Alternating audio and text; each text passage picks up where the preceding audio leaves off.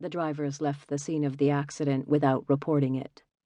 The other cars that passed, both local and tourist gawkers, slowed but did not bother to stop, interested to know if the verbal antics would escalate into something truly entertaining, since clearly there'd been no carnage.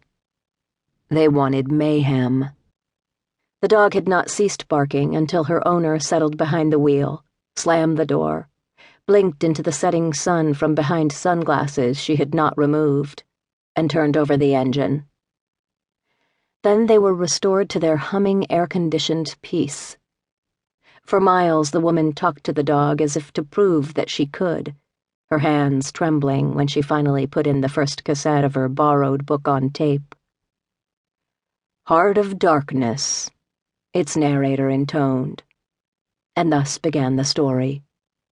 Now the dog was busy navigating a nervous figure eight between back seat and front, stepping gently past the gear shift, tightly circling the passenger seat, her tail inadvertently sweeping beneath the driver's upraised arm, near her hinged, leaking mouth, then squeezing once more over the gear shift, onto the back seat and into her metal kennel, which was intact, although upside down.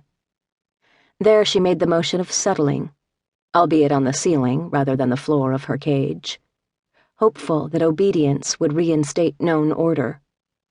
Obeying was her first instinct. She'd been performing these moves, tracing this circumscribed looping path, every minute or so since the car had gone off the highway and down the cliff.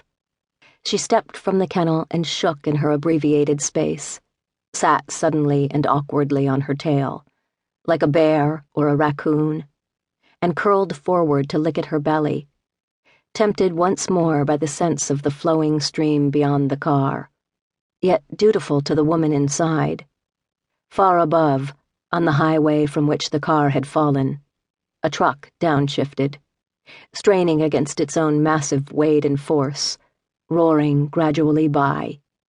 The dog had been whinnying every now and then, an uneasy chatter in her throat, but now squared her front feet on the car console and barked close to the woman's head, teeth snapping unnaturally near the pink cheek flesh, tail waving with hope, anxiety. She had eyebrows, this dog, which gave her the appearance of intelligence, as if she could read minds or understand complicated speech. The woman was in the habit of talking to her. Certain words, walk, treat, home, as well as certain tones of voice, inspired a reply.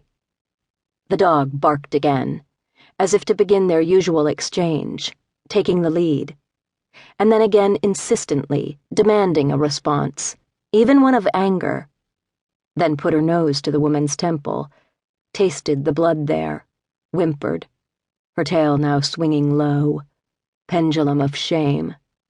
The man's voice, steadily reading. The other sound, the one she could more truly heed, that of the stream. She stepped gingerly over the woman, dropped to the damp, cool ground outside, stood for a moment with her nose to the air.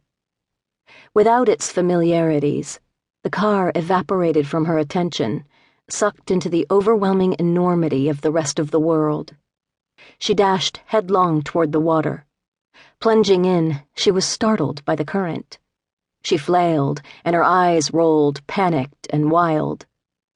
She raised her neck, scrambled, and only occasionally, and only momentarily, found purchase on the rocks beneath. Down the stream she flew, borne on an icy journey, through a slight and shadowy canyon, her body thrown sideways around one bend, backward around another, her chest scraped lengthily over a jutting cluster of boulders in the last rapids. Again and again her muzzle submerged and blasted, and then, finally, she was deposited into a still pool, a wide clearing where the water abruptly sprawled, stalled, where its temperature gradually rose, milder. On the banks, grazing deer. The dog climbed out through the tall, saturated yellow grass, through dying pussy willows and stagnant silt, and onto a large